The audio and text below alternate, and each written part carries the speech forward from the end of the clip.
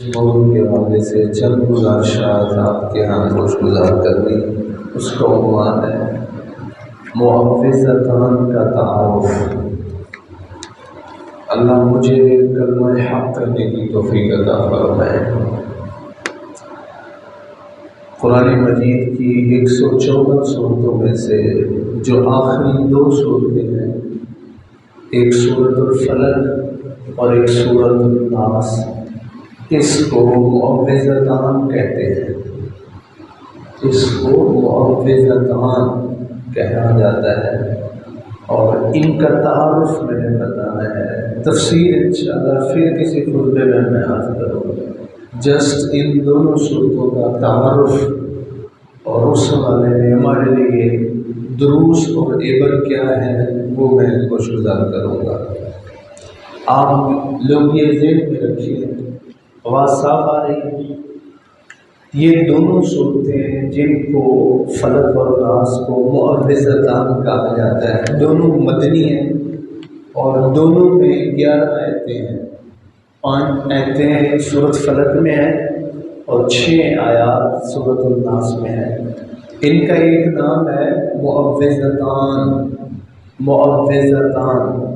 معوذتان کا مطلب ہوتا ہے ایسی صورتیں جو ایسے کلمات پر مشتمل ہیں جن کلمات کے ذریعے بندہ اللہ سے پناہ مانگتا ہے۔ ہمیشہ ہر نقصان دینے والے سے کمزور بندہ جو ہے وہ کسی طاقتور کی پناہ لیتا ہے، اور خدا سے بڑا کوئی طاقتور نہیں ہے، تو اس نے حکم دیا ہے کہ مجھ سے پناہ مانگو۔ عدالت میں پیشی کے وقت، تھانے میں حاضری کے وقت، گھر سے بازار نکلتے وقت، ہر خوف اور خطرہ رکھنے والا شخص کسی نہ کسی بیل اور ضمانت کے ساتھ نکلتا ہے۔ میرے کریم رب نے فرمایا دنیا خوف اور خطروں سے بھری ہے، نقصان دینے والوں کے انبار ہیں، تم ایک کام کیا کرو، اس دنیا کے بنانے والے کی پناہ لے لیا کرو۔ اس سے کوئی بڑا ہوگا تو وہ تمہیں نقصان پہنچائے گا، اگر اس سے کوئی بڑا بھی نہیں تو پھر نقصان بھی کوئی نہیں پہنچا سکتا۔ معوذتان، آپ مطلب سمجھایا؟ اسی سے تعوذ ہے۔ عام طور پر اچھے بھلے پڑھے لکھے لوگ کہتے ہیں تعوذ، تعوذ، تعوذ، اعوذ باللہ من الشیطان الرجیم، اس کو تعوذ کہتے ہیں۔ فاستعذ باللہ من الشیطان الرجیم، تعوذ صحیح پروننسیشن کیا ہے؟ تعوذ۔ عام طور پر تعوذ تعوذ تعوذ تعوذ، قاری صاحب کو کیا پتہ ہے؟ جاہل ہوتے ہیں علماء، تو جاہل ہوتے ہیں۔ تعوذ صحیح پروننسیشن ہے، پناہ مانگنا، وہ کلمہ جس کے ذریعے اللہ سے پناہ مانگے۔ حضور نے فرمایا جب تمہیں غصہ آئے تو تعوذ پڑھا کرو، یعنی اعوذ باللہ من الشیطان الرجیم۔ ہو نہیں سکتا ہے کہ اللہ تعالیٰ تمہارا غصہ دور نہ کرے۔ اگر غصہ دور نہیں بھی ہوگا تو تعوذ پڑھنے کی برکت سے وہ غصہ نقصان دہ نہیں ہوگا، اس کلمے کی برکت سے۔ تو معوذتان 2 صورتیں، سورۃ الفلق تسمیہ کا صیغہ ہے اور سورۃ الناس کو معوذتان، ایسی صورتیں جن میں ایسے کلمات ہیں جن کلمات کے ذریعے اللہ کی پناہ مانگی جاتی ہے۔ اچھا، یہ تو تسمیہ کا صیغہ ہے جس کو ڈیول بھی آپ کہہ سکتے ہیں۔ اس کا پلورل ہے معوذات۔ پہلے تھا 2 صورتیں جن کے ذریعے بندہ اللہ سے پناہ مانگتا ہے، جب اس کا پلورل صیغہ بولیں گے معوذات، یعنی 2 سے زیادہ صورتیں جن کے ذریعے بندہ اللہ سے پناہ مانگتا ہے، اور وہ 3 ہیں۔ معوذات کتنی ہیں؟ 3۔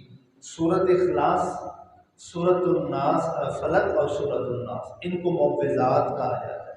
سورۃ فلق اور ناس کو معوذتان کہا جاتا ہے، آخری 3 صورتوں کو معوذات کہا جاتا ہے۔ ضمناً آپ کے نالج کے لیے ایک عرض ہے کہ ان کو سورۃ قواقل بھی کہا جاتا ہے، نقطوں والا قاف، قواقل، قل سے بنا، قل، وہ صورتیں جو قل سے شروع ہوتی ہیں ان صورتوں کو کیا کہتے ہیں؟ قواقل۔ اور وہ پورے قرآن میں کتنی صورتیں ہیں؟ 5۔ کتنی صورتیں ہیں؟ 5، جو ہمارے درس میں صبح لوگ بیٹھتے ہیں. ورکنگ ڈے کے میں ہمارا درس سے قرآن ہوتا ہے پیر سے جمعرات. 8 پارے مکمل ہو چکے، ایک ایک آیت کا. اللہ ہمارے سیکھنے والوں پر رحم فرمائے اور ان کو یہ عمل ان کی بخشش اور والدین کی بخشش کا ذریعہ بنائے. عظیم عمل ہے جو لوگ قرآن کے ساتھ کر رہے ہیں. تو وہ ان باتوں سے بخوبی آگاہ ہیں جو آپ صدیوں بعد سن رہے ہیں. 50-60 سال والے لوگ ہیں، پتہ کوئی نہیں جو میں باتیں کر رہا ہوں. قرآن پاک کی وہ کتنی صورتیں جن کو قواقل کہا جائے. زندگی میں نام پہ پہلی دفعہ سنے قواقل میں کوئی لفظ ہے. وہ 5 صورتیں ہیں. وہ صورتیں جو کل سے شروع ہوتی ہیں وہ پورے قرآن میں 5 ہیں.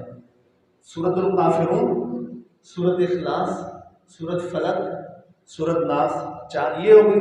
اور ایک ہے سورۃ جن، قل اوحی الی انہ استمع نفر من الجن. یہ بھی کل سے شروع ہو ہے. ان کو قواقل کہا جاتا ہے. یہ تو تھا مختصر ان صورتوں کے نام کا تعارف. ہمارا آج کا موضوع نہ معوذات کے بارے میں ہے نہ قواقل کے بارے میں ہے، صرف اور صرف معوذتان، آخری 2 صورتوں کے تعارف، سورۃ فلق اور ناس کے بارے میں.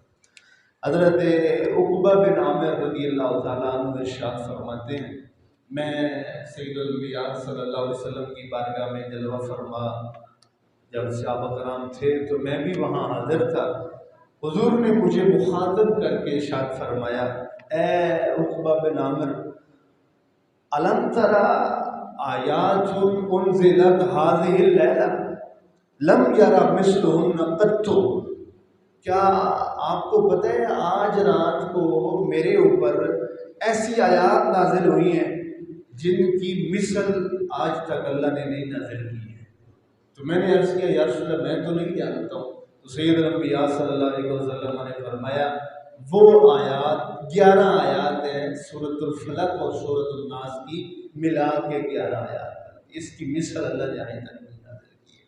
کبھی کبھی حضور فجر کی نماز، کبھی سفر پہ ہوتے، کہیں جب شارٹ نماز پڑھانی ہوتی نا فجر کی، مختصر جب کبھی پڑھانی ہوتی تو آپ بعض دفعہ یہی 2 صورتیں فجر کی 2 رکعتوں میں پڑھ دیتے. پہلی رکعت میں فلق، دوسرے میں ناس. جب کبھی اختصار کے ساتھ پڑھنی یا پڑھانی ہوتی تھی سفر میں تو یہ صورتیں کبھی کبھی آپ فجر میں تلاوت فرمایا کرتے تھے. اچھا ایک چیز ہے کہ ان دونوں صورتوں کی نازل ہونے کا سبب کیا ہے، توجہ سے آپ سماعت فرمائیے گا. ان دونوں صورتوں کو نازل ہونے کا جو سبب مفسرین اور احادیث میں بیان کیا گیا ہے وہ یہ ہے کہ آپ صلی اللہ علیہ وسلم پر جادو کیا گیا.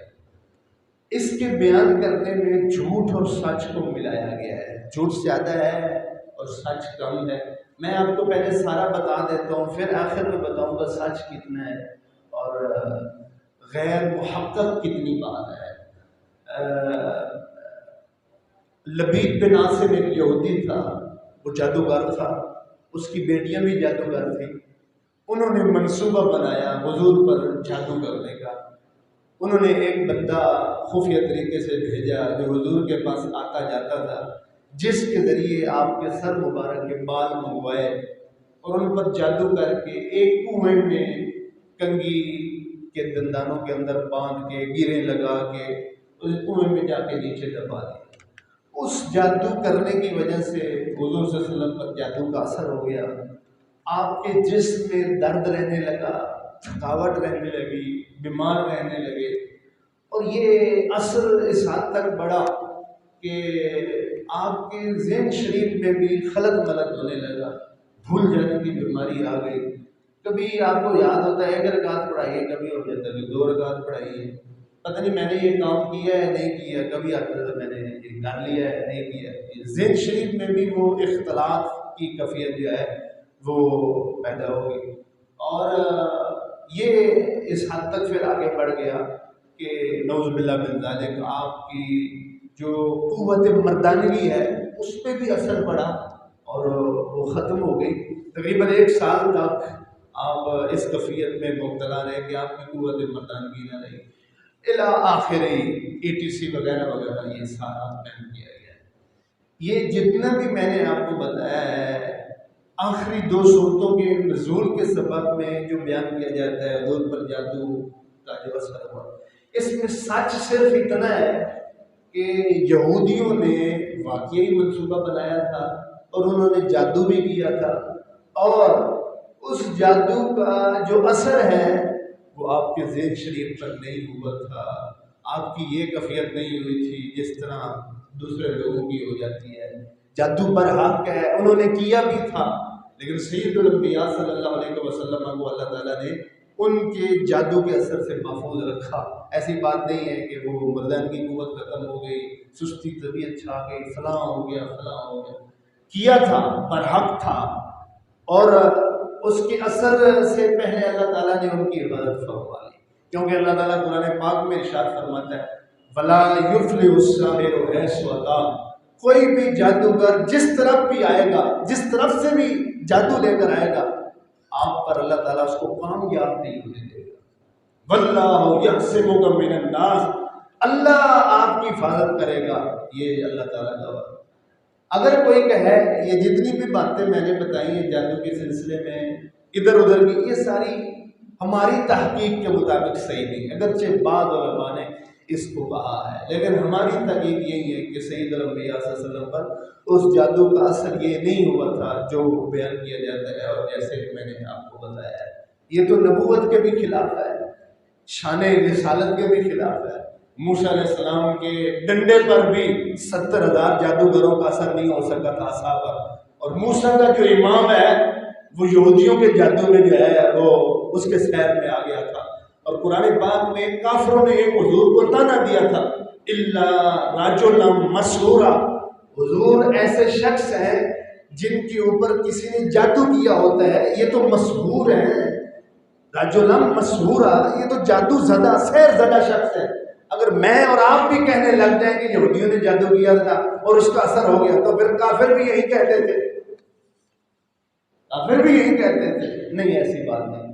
ہاں لیکن احتیاط بڑا پہلو ہے، وہ کیا خطرناک موڑ ہے، وہ کیا، یہ ساری باتیں جو میں نے بتائی ہیں نا کہ یہ ہماری تحقیق میں صحیح نہیں، بخاری مسلم میں لکھی ہوئی ہے، یہ ساری باتیں کہاں لکھی ہوئی ہیں، جو غلط ہے وہ بھی مینشن ہے بخاری مسلم۔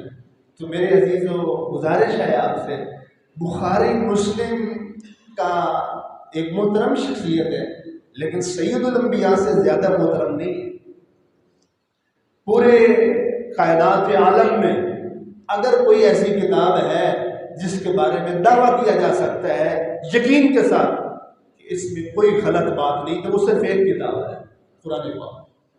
قرآن کے علاوہ کسی بھی کتاب کے بارے میں یہ نہیں دعویٰ کیا جا سکتا کہ اس میں ہر بات صحیح ہے۔ ہاں یہ دعویٰ تو کیا جا سکتا ہے کہ اس کی باتیں زیادہ تر صحیح ہیں، یہ کہہ سکتے ہیں، لیکن قرآن کے علاوہ آسمان کی چھت کے نیچے کوئی ایسی کتاب نہیں جس کے بارے میں دعویٰ کریں کہ اس کی ساری باتیں ٹھیک ہیں۔ غلطی ہو سکتی ہے، خطا ہو سکتی ہے، راویوں کا مکسچر ہو سکتا ہے، بد نیتی ہو سکتی ہے۔ میں آپ کو بخاری شریف کی ایک اور حدیث پاک کا حوالہ دیتا ہوں، کتاب الوحی کے اندر یہ حدیث پاک موجود ہے، فرسٹ چیپٹر ہے کتاب الوحی۔ آپ صلی اللہ علیہ وسلم پر جب پہلی وحی سورۃ العلق کی 5 آیتیں نازل ہوئی، آپ پہاڑ پر تشریف لے گئے اور آپ نے درجنوں دفعہ پہاڑ سے خود کو گرا کر خودکشی کرنے کی کوشش کی، نعوذ باللہ من ذالک۔ نبی عام مومن کے لیے خودکشی حرام ہے، چہ جائے کہ نبی خودکشی کرنے کی کوشش کی۔ غزوہ آپ کو پتہ ہے اعلان نبوت سے پہلے مکہ کی تعمیر کی گئی تھی، مکہ کو تعمیر کیا گیا تھا۔ بخاری شریف میں یہ حدیث پاک آتی ہے کہ مکہ کی تعمیر کے وقت جب لوگ پتھر اٹھا کے لا رہے تھے تو ان پتھر اٹھانے والوں میں حضور بھی شامل تھے اور حضور کے چچا حضرت عباس بھی شامل تھے۔ تو جب حضور نے دیکھا کہ آپ کے جو چچا عباس ہیں ان کے کندھے تکلیف میں ہیں پتھر اٹھانے کی وجہ سے، تو اب وہاں لکھا ہے بخاری شریف میں کہ حضور نے اپنا تہمت اتار کے، نیچے جو چادر باندھی ہوئی تھی نا وہ اتار کے خود ننگے ہو گئے، اور آپ نے چادر اپنے چچا کو دی کہ آپ کندھے کے نیچے رکھ لیں، اور جب آپ کے چادر اتاری تو آپ ننگے ہو گئے اور بے ہوش ہو گئے۔ جب حالت برہنہ میں آئے تو آپ بے ہوش ہو گئے، تو پھر آپ کو چادر دوبارہ ڈالی گئی، تب جا کے بے ہوش آئی۔ اچھا کوئی بچپن 8-10 سال کا بچہ ہو تب تو یہ بات کی جا سکتی ہے کہ اس نے اپنی چادر اتار کے دے دی. جب یہ بات واقعہ ہو رہا ہے خانہ کعبہ کی تعمیر کا، اس وقت حضور کی ایج مبارک ہے 35 ایئرس، 35 سال. اب 35 سال کا ایک شخص جو شادی شدہ ہے، 25 سال کی عمر میں حضور نے خدیجہ سے شادی کی ہے، شادی کے 10 سال بعد کا یہ واقعہ ہے. 35 سال کی ایج میں ایک عام شخص سے توقع نہیں کی جا سکتی کہ وہ اپنی چادر اتار دے اور خود ننگا ہو جائے دوسرے کی مدد ہیلپ کرنے کے لیے. چاہیے جائے کہ وہ نبیوں کا سردار ہو جو اپنی چادر اتار کے خود کو ننگا لا. قرآن کے بعد کوئی کتاب نہیں ہے جس کے بارے میں دعویٰ کیا جائے کہ اس کی ہر بات صحیح ہے. ہاں، قرآن کے بعد دنیا میں جتنی بھی اسلامی کتابیں ہیں سب سے زیادہ اتھینٹک اور صحیح کتاب وہ بخاری شریف ہے. لیکن یہ نہیں کہ اس کا ہر حرف صحیح ہے، ہر جملہ صحیح ہے، ہر روایت صحیح ہے. تو نبی پاک علیہ السلام پر جادو کے حوالے سے جتنی بھی باتیں ہیں ان میں صحیح اتنی ہے جتنی میں نے آپ کو بتایا. اور ہمارے بیان کا مقصد کیا ہے؟ اللہ تعالیٰ نے اس یہودیوں کی اس سازش اور عمل کے نتیجے میں آخری 2 صورتیں نازل فرمائی جن کو معوذتان کہا جاتا ہے. حضور صلی اللہ علیہ وسلم نے ان دونوں صورتوں کے نازل ہونے کے بعد آپ نے ان کو اپنا عملی وظیفہ بنا لیا تھا. آپ اپنے عملی وظیفہ میں لے آئے تھے اور آپ ان دونوں صورتوں کے نازل ہونے سے پہلے آپ دم کرتے بھی تھے اپنے اوپر اور لوگوں پر، اور بھی بہت سارے استعاذہ اور پناہ مانگنے کے کلمات آپ پہلے پڑھتے تھے. لیکن حدیث پاک میں آتا ہے سورۃ الفلق اور سورۃ الناس کے نازل ہونے کے بعد آپ جتنے بھی پناہ مانگنے کے کلمات پہلے پڑھتے تھے، یہ دعائیں کرتے تھے جن میں پناہ مانگی جاتی ہے، آپ نے وہ چھوڑ دی تھی. دم کرنے والے جتنے کلمات تھے وہ سارے چھوڑ دیے تھے. ان دونوں صورتوں کے نازل ہونے کے بعد آپ ہمیشہ اپنے اوپر دم کرنا ہوتا، پانی پر دم کرنا ہوتا، یا پناہ مانگنے کے دعا مانگنی ہوتی پناہ مانگنے والے کلمات کے ساتھ، تو آپ سورۃ الفلق اور سورۃ الناس کی تلاوت فرمایا کرتے تھے ہمیشہ. آپ کے لیے یہ وظیفہ ہے. ساتھ بہت بڑی تنبیہ ہے، جب یہودیوں نے آپ صلی اللہ علیہ وسلم کے ساتھ ایسا فرمایا تو آپ صلی اللہ علیہ وسلم کسی بابے کے پاس نہیں گئے، کسی جادوگر کے پاس نہیں گئے، ایون کہ صحابہ کرام بھی کسی جادوگر کے پاس نہیں گئے، بابے کے پاس نہیں گئے. فلاں نے میرے ساتھ یہ کر دیا، فلاں نے میرے تویز ڈال دی ہے، میرے اوپر کچھ کر دیا ہے، کچھ کریں. حضور نے یہودیوں نے جادو کیا، ان سے بڑا کوئی جادوگر نہیں تھا. اور وظیفہ اس جادو کا توڑ کس نے بتایا؟ اللہ تعالیٰ. یہودیوں کے کیے ہوئے جادو کا توڑ کس نے بتایا؟ اور وہ توڑ کہاں لکھا ہوا ہے؟ وظیفوں کی کتاب میں نہیں، کسی مولوی صوفی پیر کی تویزوں والے کتاب چلے نہیں، کلام اللہ میں وہ توڑ لکھا ہوا ہے جو یہودیوں کے سب سے بڑے چوٹی کے جادوگر نے جادو کیا تھا، اس کا توڑ وہاں لکھا ہوا ہے. مجھے حیرانگی ہوتی ہے اللہ کا بتایا ہوا توڑ جادو کا، اس کو چھوڑ کے آپ بابوں کے پیچھے بھاگتے رہتے ہیں، اور کالا جادوگر والا، چیٹے علم والا، پیلے علم والا، فلانے علم والا. یہ بھی اللہ کی طرف سے سزا ہے، یاد رکھو، یہ بھی اللہ کی طرف سے سزا ہے اپنے بدعمالیوں کی وجہ سے. ایک تو ہمارے اوپر کوئی پریشانی اور مصیبت آئی، اور پھر اس کے حل کے لیے اللہ کی بارگاہ میں رجوع کرنے کی بجائے یا اللہ کے بتائے ہوئے کلمات کو اپنی زندگی میں لانے کی بجائے ہم غیر ضروری اور غیر اہم اور ممنوع لوگوں کے پاس جاتے رہتے ہیں، پیسہ بھی ضائع کرتے ہیں، وقت بھی ضائع کرتے ہیں، اور پریشانی اور ٹینشن کم کرنے کی بجائے بڑھا کے آ جاتے ہیں. ماشاءاللہ دنیا پوری میں خصوصاً بر صغیر میں یہ واحد بزنس ایسا ہے، طویل دھاگے والا، جادو ٹونے والا، بابوں والا، واحد بزنس ایسا ہے جس پر کوئی پیسہ نہیں لگتا بلکہ پیسہ آتا ہے. جو اس پر مرضی شکل بنا کے روپ دھار کے بیٹھ جائیں، پیسہ ہی پیسہ ہے، پیسہ ہی پیسہ ہے. خوف ذہن میں لوگ لے کے آتے ہیں، اس کا غلط فائدہ اٹھاتے ہیں اور پیسہ بٹورتے ہیں، کماتے ہیں. اصل دین سے دور، جب بندہ اصل دین سے دور ہو جاتا ہے نا تو پھر اللہ کی طرف سے یہ لعنت پڑتی ہے، اللہ ان لوگوں کے کھاتے میں ڈال دیتا ہے آپ یقین کریں، میں زیادہ تفصیل میں نہیں جاتا، مجھے ایک دوست نے بتایا کہ DHA میں ایک پیر صاحب ہیں، نئے نئے آئے، وہ کسی گھر میں جادو ٹونا طویل ہو تو ایک عمل سے ہی وہ ختم کر دیتے ہیں، اور وہ عمل کیا ہے کہ وہ اس گھر جاتے ہیں اور کیل ٹھوکتے ہیں تو دیوار کے اندر، تو اس کیل ٹھوکنے کی وجہ سے گھر سے جو ہے وہ اثر ختم ہو جاتا ہے۔ میں نے پتہ کرایا کہ وہ پیر صاحب کون سے ہیں، آپ یقین کریں میں مسجد میں بیٹھا ہوں، میں وہ شخص جو یہ عمل اور اتنا وہ میرا شاگرد تھا، میرے پاس درس نظامی کی وہ کتابیں پڑھا کرتا تھا، پوری کلاس میں سے نکھٹو اور سب سے زیادہ کم علم اور کم چور تھا، حتیٰ کہ فرض نمازیں بھی وہ طالب علم کے زمانے میں گھسا دیتا تھا، اور جب دین میں کتابوں میں اور درس نظامی میں وہ اپنے آپ کو ناکام سمجھا تو اس نے پیری مریدی اور صوفی جادوگری والی لائن میں اپنے آپ کو کامیاب بنا لیا، اور ہم جیسے لوگ اس کے جھانسے میں آ گئے اور خوب دنیا کمانے لگے۔ اب ایک مثال آپ کو بتائیں، ورنہ آپ سارے ان باپوں اور پیروں کو اکٹھا کریں، یقین کریں ان کو نماز نہیں آتی ہے۔ میں ایک ایسے پیر طریقت اور رہبر شریعت کو بھی جانتا ہوں، قسم بخدا واللہ اس کو دعائے قنوت نہیں آتی ہے، دعائے قنوت اس کو نہیں آتی ہے، نماز نہیں آتی ہے، رب جعلی نہیں آتی ہے، پیر طریقت رہبر شریعت۔ خدا کے لیے اللہ سے معافی مانگو کہ میرے وہ کون سے گناہ ہیں جن کی وجہ سے اللہ نے مجھے ان لوگوں کے کھاتے میں ڈال دیا جو اللہ کو بھی ناپسند ہے اور اللہ کے رسول کو بھی جو ہے وہ ناپسند ہے۔ ایک ان صورتوں کے نازل ہونے کے بعد حضور کی زندگی کا یہ وظیفہ رہا، کسی پر کوئی جادو ہوا، کالا چٹا طویل نظر، اور اللہ نے توڑ بتایا ہے، قرآن میں وہ ہے آپ 3 کام کبھی نہ چھوڑیں۔ میں آپ کو وظیفہ بتا رہا ہوں قرآن پاک کی روشنی میں، آپ میں سے ہر شخص جو یہ 3 کام اپنی زندگی میں کرتا ہے کبھی جادو ہوگا نہیں، ہوا ہے تو ختم ہو جائے گا، آپ یقین کریں۔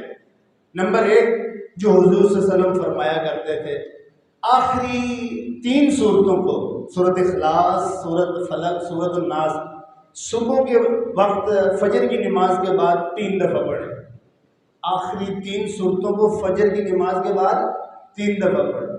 اپنے اوپر پھونک ماریں، اپنے بچوں پہ پھونک ماریں، پانی پہ پھونک مار کے اپنے اوپر دم کریں، گھر میں چھڑکیں، پھر شام کو وہی 3 صورتیں 3 دفعہ پڑھیں۔ سید الانبیاء صلی اللہ علیہ وسلم رات کے وقت جب اپنے بستر مبارک پہ آرام کے لیے لیٹتے تھے تو اما عائشہ صدیقہ رضی اللہ تعالیٰ عنہ فرماتی ہیں حضور کا ہمیشہ یہ عمل شریف رہا، آپ آخری 3 صورتیں پڑھتے تھے 1 دفعہ اور اپنے ہاتھ پہ ایسے پھونک مارتے تھے، پھونک مارنے کے بعد اماں جی فرماتی ہیں سر سے لے کر پاؤں تک لیٹے لیٹے حضور کا ہاتھ جہاں جہاں تک پہنچتا تھا آپ پھیر دیتے تھے، دوسری مرتبہ پھر، تیسری مرتبہ پھر، بس ساری زندگی آپ یہ کرتے رہے۔ اور اماں جی نے بڑی خوبصورت بات ارشاد فرمائی، فرمایا زندگی کا جو آخری ایام حضور شریف کے آئے تو آپ کی جسم میں علالت شریف تھی تو آپ خود یہ نہیں کر سکتے تھے، تو مجھے حکم فرمایا کہ آپ ایسا کرو، اور میں بھی کس انداز میں کرتی تھی، محبت اور ادب اور عقیدت کا اس میں جو نور ہے وہ ظاہر ہوتا ہے۔ اماں جی فرماتی ہیں جب حضور نہیں کر سکتے تھے تو میں آپ کے پاس رات کو سوتے وقت بیٹھ جاتی اور یہی عمل شریف 3 مرتبہ کر کے اپنے ہاتھ پہ پھونک نہیں مارتی تھی، میں حضور کے ہاتھ پہ پھونک مار کے حضور کا ہاتھ پکڑ کے آپ کے جسم مبارک پہ پھیرتی تھی تاکہ کلمات خداوندی یہ جو صورتیں ہیں وہ ہوں اور ہاتھ میرے کریم نبی کا ہو، ڈبل برکتوں سے اللہ ڈبل برکتیں عطا فرماتا ہے۔ اس سے آپ کو یہ بھی پتہ چلا کہ دوسرا بھی پڑھ کے جو ہے وہ پھونک مار سکتا ہے۔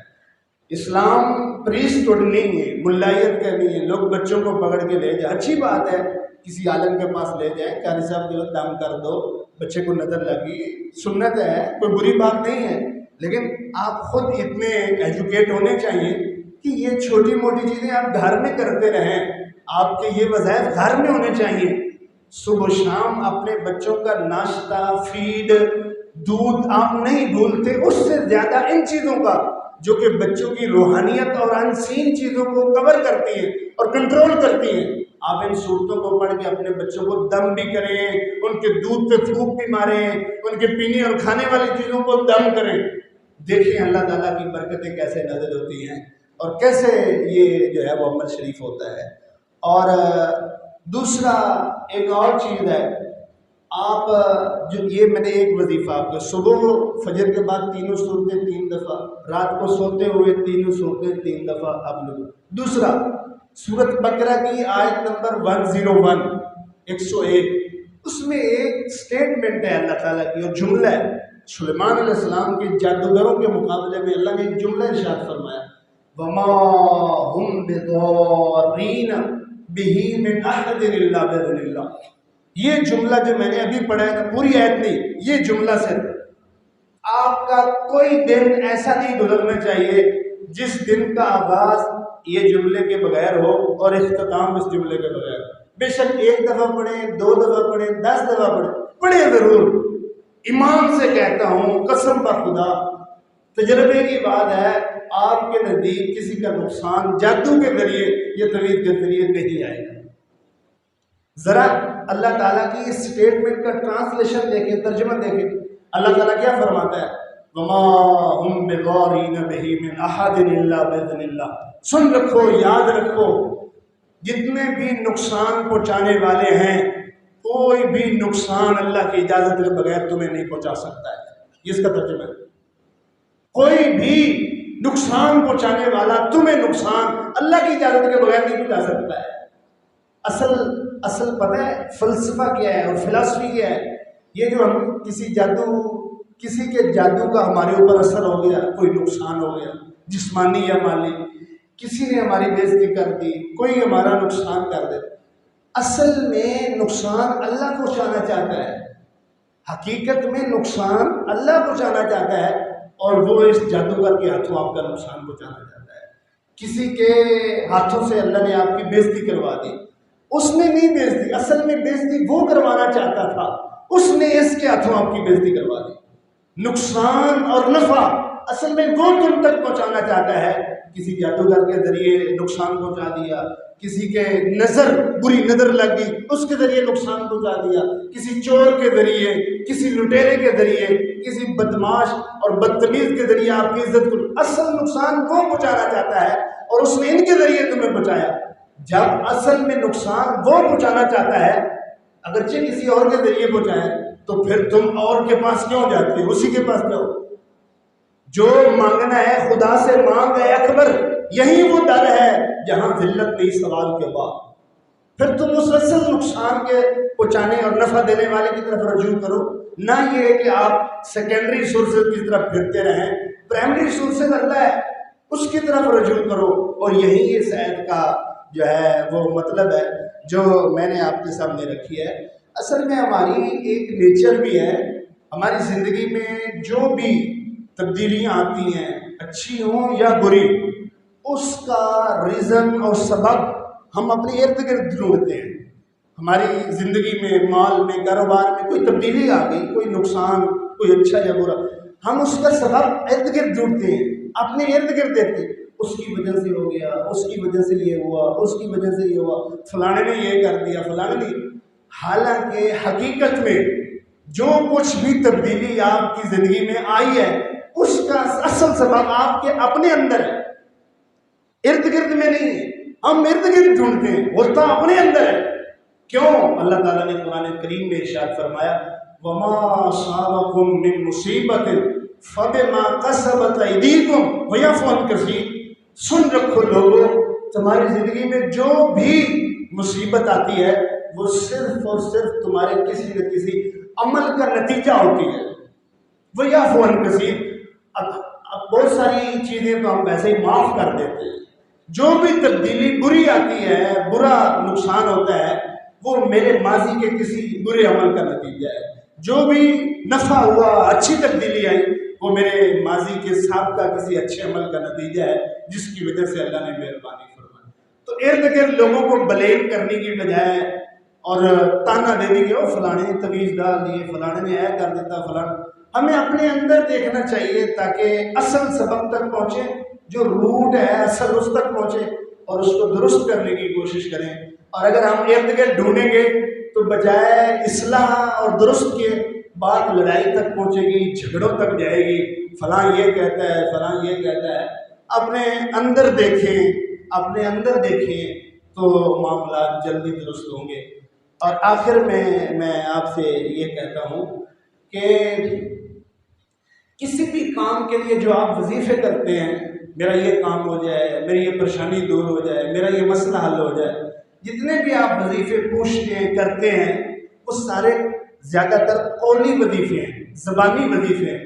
یہ اتنی دفعہ پڑھو، یہ اتنے 1000 مرتبہ پڑھو، یہ سارے قولی، زبانی، لسانی وظیفے ہیں۔ یاد رکھو کتنا عرصہ ہو گیا وظیفہ کرتے ہوئے، پورے ہی نہیں ہو رہا۔ کتنا عرصہ ہو گیا جس طرح بتایا تھا ویسے پڑھ رہا ہوں، اثر ہی نہیں ہو رہا ہے۔ یہ کیوں نہیں ہے؟ اس لیے کہ یہ جو قولی، زبانی اور لسانی وظیفے ہیں یہ تب تک مؤثر نہیں ہوتے جب تک آپ کے پاس عملی وظیفہ نہ ہو۔ اگر آپ کے پاس عملی وظیفہ نہیں ہے جو قرآن بتاتا ہے، سینکڑوں اور ہزاریں آیت ہیں، میں آپ کو وہ وظیفہ بتاؤں گا جو عملی وظیفہ ہے، جس کے کرنے سے یہ سارے وظیفے جو آپ کئی عرصے سے کر رہے ہیں یہ آنن فانن پورے ہو جائیں گے۔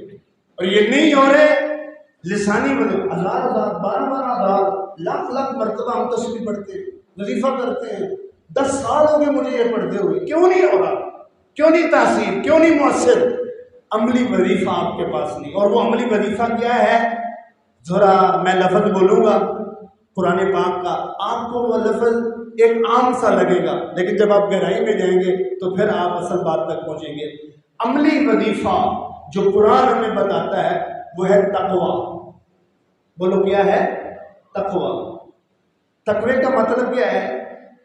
ڈھیر ساری نمازیں پڑھنا، ڈھیر سارے روزے رکھنا، تہجدیں پڑھنا، ڈھیر ساری باتیں کرنا، ڈھیر سارے طواف، ڈھیر سارے عمرے نہیں۔ تقویٰ کی ڈیفینیشن یہ ہے بچنا ان کاموں سے بچنا جو میرے رب کو ناراض کر دینے والے ہیں، جو اللہ کی ناراضگی کا سبب بنتے ہیں، ان کاموں سے بچنا۔ عام طور پر لوگ کہتے ہیں نا یہ بڑا نیک عمل ہے، یہ بڑی نیکی ہے۔ گناہ نہ کرنا اور گناہ سے بچنا یہ بھی بہت بڑا نیک عمل ہے۔ آپ نیکیاں نہیں کر سکتے تو کم از کم گناہ نہ کریں۔ سب سے افضل نیکی یہ ہے کہ آپ گناہ نہ کریں۔ گناہ نہ کرنا قدرت کے باوجود جھوٹ بولنے، رشوت لینے اور حرام کام یا حرام فعل پر مجھے قدرت مل رہی ہے اور اس کے کرنے کی وجہ سے مجھے دنیاوی بظاہر کچھ نفع بھی مل رہا ہے، لیکن میں اللہ کو راضی کرنے کے لیے اس سے بچ جاتا ہوں۔ یہ نہ بچنا جو ہے یہ بہت بڑا عظیم عمل ہے۔ نہ صرف یہ کہ ایک نیکی ہے بلکہ یہ ایسی نیکی ہے جو آپ کی سابقہ برائیوں کو بھی مٹا دیتی ہے۔ پارہ نمبر 29 میں سورۃ الطلاق میں اللہ تعالیٰ ارشاد فرماتا ہے وَمَن يَتَّقِ اللَّهَ يُكَفِّرْ عَنْهُ سَيِّئَاتِهِ، جو شخص بچتا ہے ان کاموں سے جو مجھے ناراض کر دینے والے ہیں، سن رکھے وہ شخص ان گناہوں سے بچنے کی وجہ سے اس کے سابقہ گناہوں کو میں معاف کر دیتا ہوں۔ 3 کاموں کے لیے اللہ نے صرف ایک وظیفہ بتایا ہے اور وہ عملی وظیفہ ہے۔ وہ کیا ہے؟ عملی، جو میں نے بتایا، تقویٰ، بچنا، اللہ کے ناراضگی والے امور سے بچنا۔ اللہ تعالیٰ ارشاد فرماتا ہے وَمَن يَتَّقِ اللَّهَ يَجْعَل لَّهُ مِنْ أَمْرِهِ يُسْرًا، جو شخص بچتا ہے ہم اس کے معاملات کو آسان کر دیتے ہیں۔ وَمَن يَتَّقِ اللَّهَ يَجْعَل لَّهُ مَخْرَجًا، جو شخص بچتا ہے اگر ان کے معاملات میں رکاوٹیں آتی ہیں ہم کوئی نہ کوئی حل نکال دیتے ہیں۔ وَمَن يَتَّقِ اللَّهَ وَيَرْزُقْهُ مِنْ حَيْثُ لَا يَحْتَسِبُ، جو بچتا ہے ہم اس کو وہاں سے رزق دیتے ہیں جہاں اس کا وہم گمان بھی نہیں ہوتا ہے۔ یہ تو اللہ کی وظیفے ہیں، یہ عملی وظیفہ ہے جو آپ کی زندگی اور میری زندگی میں ہونا چاہیے۔ اگر آپ بچتے نہیں ہیں ان کاموں سے جو اللہ کو ناراض کر دینے والے ہیں، یقین کریں جتنے مرضی زبانی وظیفے کر لیں وہ مؤثر نہیں ہوتے ہیں۔ عرصہ دراز سے میں نماز پڑھ رہا ہوں، تہجد پڑھ رہا ہوں، عبادت کر رہا ہوں، لذت نہیں ہے۔ کیوں؟ اس لیے کہ آپ بچتے نہیں ہیں۔ آپ بچنا شروع کر دیں آج سے، یقین کیجیے آپ کی نماز میں لذت آ جائے گی، इमाम ज़ैनुल आबिदीन रज़ी अल्लाह तआला अन्हु घर के कमरे में नमाज पढ़ रहे, नफल, आग लग गई। मल्ले वाले आए, बुझाई, और कुछ मल्ले वालों को फिक्र हुई कि पता नहीं आपको नुकसान नहीं पहुंचा, बच गए, क्या बना। तो जब वो आग बुझा के कमरे में दाखिल हुए, आप सही सलामत नमाज पढ़ रहे हैं और आपको फिक्र नहीं, आप नमाज में मसरूफ है। आपने फरमाया मैं अगली आग की फिक्र में था, दुनिया की आग की मुझे फिक्र ही नहीं रही। जब तुम बचोगे उन कामों से जो अल्लाह को नाराज कर देते, इबादत में लज्जत पैदा होगी। और अगर बचते नहीं हो तो फिर ये इबादत नहीं है, आदत है। ये इबादत नहीं है, आदत है। और यकीन करें, जब आप बचेंगे उस वक्त जब आप गुनाह करने की ताकत रखते हैं और उसकी वजह से आपको कोई फायदा भी हो रहा है, उस वक्त अगर अपने ऊपर कंट्रोल करके सब्र कर जाएं तो अल्लाह ताला जिसकी वजह से आप बच गए वही नेमत अल्लाह ताला आपको वापस कर देता है। हज़रत यूसुफ अलैहिस्सलाम ने जब बुराई और गुनाह का हर दरवाज़ा खुल गया था और हर सहूलत मुयस्सर आ गई थी और दावत गुनाह भी दी जा रही थी महज अल्लाह की रज़ा के लिए, हज़रत यूसुफ अलैहिस्सलाम ने खुद पे कंट्रोल किया और सब्र किया, बच गए, अल्लाह को नाराज नहीं किया। अल्लाह ने इस बचने की वजह से वही नेमत जिसकी दावत दी जा रही थी बाद में हलाल की सूरत में और ज़ौजा और बीवी की सूरत में अता फरमा दी थी। बच्चों, तब जाके वो मौसर होगा। हजरत आखिरी बात मैं मर्दरत के साथ अर्ज करके इजाज़त चाहता हूँ। हजरत अब्दुल्लाह बिन उमर रज़ी अल्लाह तआला अन्हु इरशाद फरमाते कि आपके शागिर्द हजरत नाफे हैं कि हम एक सफ़र में थे, तो अब्दुल्लाह बिन उमर रज़ी अल्लाह तआला अन्हु ने सफ़र के दौरान एक रास्ते में खाने की हाजत हुई तो दस्तरखान बिछाया, मैं और आप ऊपर बैठ गए, खाना खा रहे थे तो हमारे पास से एक चरवाहा, बकरियाँ चरवाने वाला गुजरा अपनी बकरियों का रेवड़ लेके। तो अब्दुल्ला बिन उमर ने दावत दी, आप भी हमारे साथ आ जाओ खाने के लिए। तो वो कहने लगा कि मैं साहिब, मैं तो रोज़ेदार हूँ, मैं आपके खाने में शामिल नहीं हो सकता। तो आप बड़े ताज्जुब अंदाज में कहने लगे, इतनी गर्मी है अरब की, वो भी सैलाब, और बकरियों की चरवाहा वाला काम आप कर रहे हैं, इतनी मुशक्क़त वाला, और फ़र्ज रोज़ा भी नहीं है, नफली रोज़े में रखे हुए हैं। हैरानगी है आप पर, आपने इम्तिहान लेने के लिए वो बचने वाला मौजू यहाँ आ रहा है। अब्दुल्ला बिन उमर रज़ी अल्लाह तआला अन्हु ने उस चरवाहे से फरमाया, ऐसा कर, इन बकरियों में से जो बकरी तुझे पसंद है वो तू अपने लिए रख ले, हम उसकी जो कीमत है वो पे कर देते हैं, अदा कर जाते हैं। वो बकरी घर जाके अफ्तारी के वक्त तू ज़बह करके खा लेना, हमारी तरफ से वो आपके लिए। तो उसने आगे से जवाब दिया, हजरत मैं तो उजरत पर बकरियां चराता हूँ, मैं इन बकरियों का मालिक नहीं हूँ कि बेच सकूँ या खरीदो फरोख्त कर सकूँ। तो आपने इम्तिहान के लिए दूसरा कदम आगे बढ़ाया, आपने फरमाया कोई बात नहीं, पैसे भी तुझे मिल जाएंगे, बकरी भी घर जाके खा लेना और मालिक को बता देना कि भेड़िया ले गया था। ये बात अपने माहौल और जिंदगियों में ला के इसको जज करना और इसको कंप्रोमाइज करना, कोई बात नहीं, पैसे भी ले लेना, मालिक को जाके झूठ बोल देना भेड़िया खा गया, पैसे भी मिलेंगे, खाना भी अच्छा मिल जाएगा। तो वो आगे से क्या कहने लगा, चरवाहा, गुलाम, बकरियों के पीछे रहने वाला, रोजा रखने वाला अब कैसे बचता है और मेरा मालिक उसको कैसे अता करता है जिससे बचा अल्लाह की रजा के लिए। तो वो कहने लगा, ए इब्न उमर, जो आप डिमांड कर रहे हैं और ऑफर कर रहे हैं, पैसे भी मिलेंगे, बकरियां भी मिलेंगी, ऐन अल्लाह, तो फिर अल्लाह किधर जाएगा? ये तो मिलेगा लेकिन अल्लाह तो नहीं ना मिलेगा। अल्लाह की आंख बंद कर दो तो मैं सारा कर लेता हूँ, मालिक नहीं देख रहा, रब तो देख रहा है, उसकी आंखों पे कैसी पट्टी बांध सकते हो, उससे उजल कैसे हो सकते हो? आप फरमाते हैं ये बात मेरे दिल पे चोट लगी। मदीने में आए, आपने उस बकरियां चरवाने वाले के मालिक को बुलाया और मालिक को बुला के फरमाया, मुंह मांगी कीमत ले ले, ये गुलाम भी बेच दे और बकरियों का रेवड़ भी बेच दे। उसने मुंह मांगी कीमत दी, आपने मुंह मांगी कीमत दी और बकरियां भी पूरा रेवड़ खरीदा और उस गुलाम को भी खरीदा।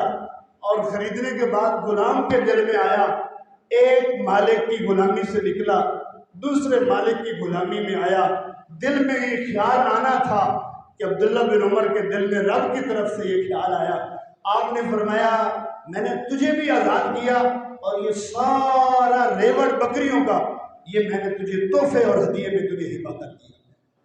جس ایک بکری لے لیتا چند پیسے مل جاتے, دنیا بھی تو وقتی طور پر ملتی لیکن مالک ہمیشہ کے لیے ناراض ہو جاتا.